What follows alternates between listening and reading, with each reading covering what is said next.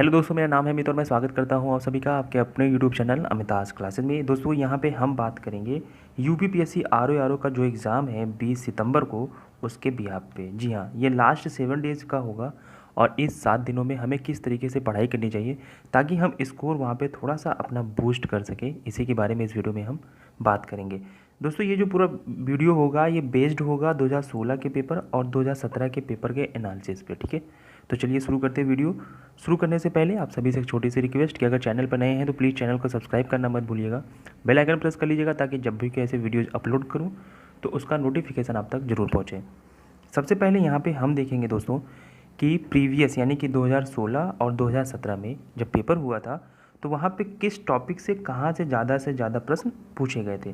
तो यहाँ पे हम सबसे पहले देखेंगे दोस्तों कि सामान्य विज्ञान एवं प्रौद्योगिकी से 25 नंबर के क्वेश्चन 2016 के पेपर में पूछा गया था, ठीक है। यानी कि ये जो पेपर होगा, ये जब हुआ था तो वहाँ पे साइंस जो था वो 25 नंबर का था, भारतीय इतिहास एवं संस्कृति जो थी वो 17 नंबर की थी, भारतीय संविधान जो था वो 8 नंबर का आया था, अर्थव्यवस्था से 9 क्वेश्चंस थे, वहीं पे ईवीएस मतलब आप कह सकते हैं इसको, तो वहाँ से 14 प्रश्न थे, भूगोल से यहाँ पे 19 प्रश्न थे, करंट अफेयर से 17 प्रश्न थे, मानसिक योग्यता यानी कि मेंटल एबिलिटी से 15 प्रश्न थे और उत्तर प्रदेश से 16 प्रश्न थे।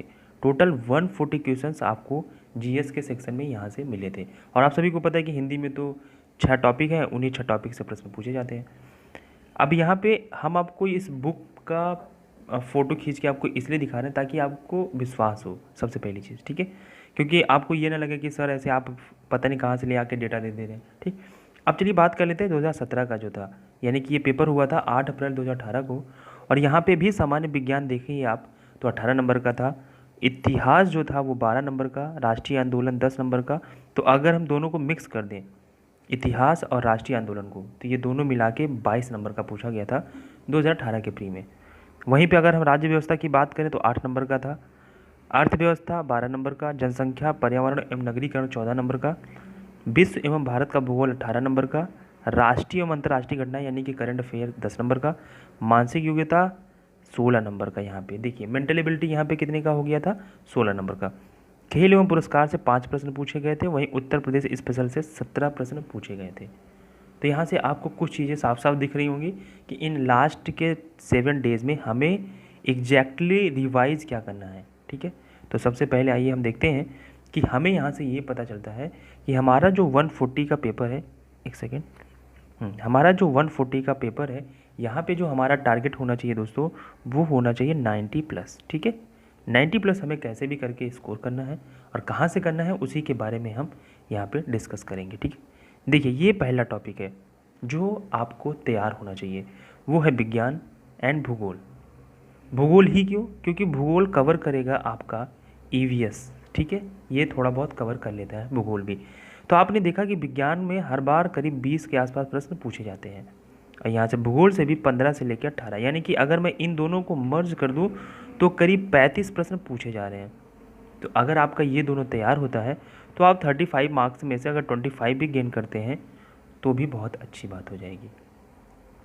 तो आपको क्या करना है इन 7 दिनों में, आपको विज्ञान में आप सभी को पता है कि 3 विज्ञान होते हैं, केमिस्ट्री, फिजिक्स और बायो।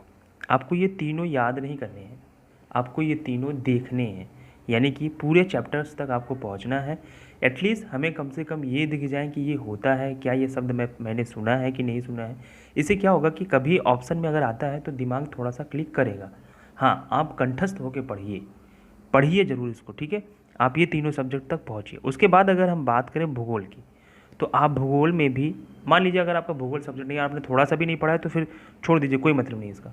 लेकिन अगर आपको थोड़ा बहुत पता है तो आप वर्ड और वर्ड के साथ साथ इंडियन ज्योग्राफी भी आप ध्यान देंगे, ठीक है। इन दोनों को आपको ध्यान देना है, इंडियन और वर्ड, ठीक है।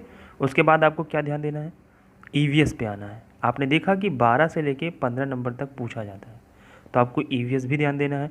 उत्तर प्रदेश से 10 से लेके 15 क्वेश्चन तक पूछे गए तो आपको उत्तर प्रदेश भी याद करना है। करंट अफेयर से 10 क्वेश्चन अप्रॉक्सीमेटली रहते ही हैं।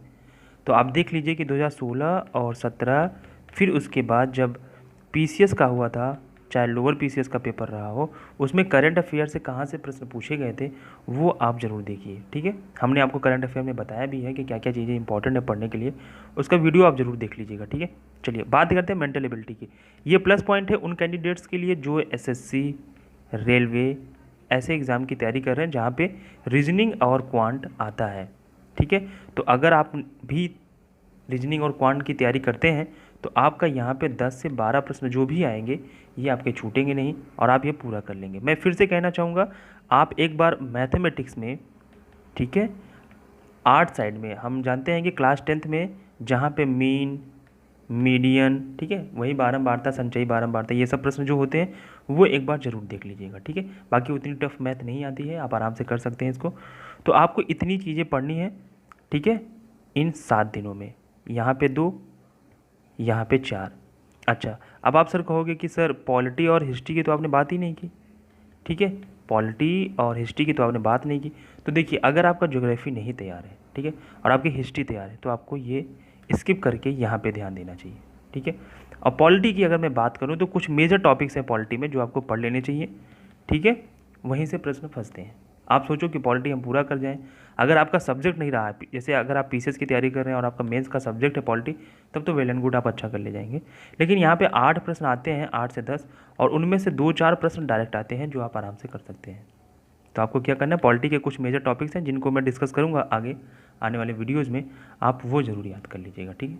तो इतना सब कुछ करिए और एक स्ट्रेटजी अपनी बनाइए, ठीक है, कि हमें कितने घंटे पढ़ने हैं, कितने घंटे नहीं पढ़ने हैं। एटलीस्ट हिंदी को आप इस समय मैक्सिमम, मतलब मिनिमम मैं कहूँगा यहाँ पे कि 2 से 3 घंटे आप ज़रूर दीजिए, ठीक है। उसके बाद अगर मैं जीएस की बात करूँ तो 8 से 10 घंटे दीजिए।